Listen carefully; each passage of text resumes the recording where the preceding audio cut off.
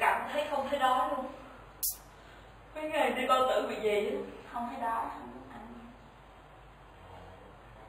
Nhưng mà câu này hình như ở Nguyễn Hải Phong hay gì là nhạc nó giống nhau. Lưu Quốc Thịnh cũng có bài giống.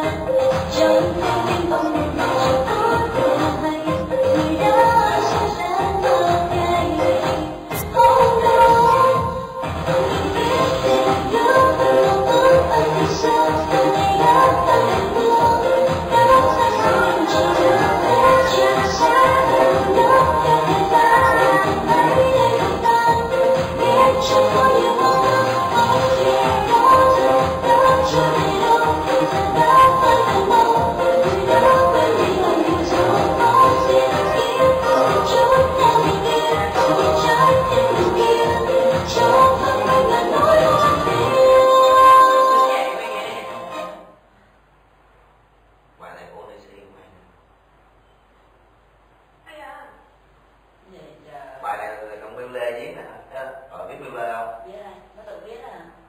Anh nghĩ là si cho như sao nó viết được một bài như thế nào đây? Sao mà nó viết được một bài như thế?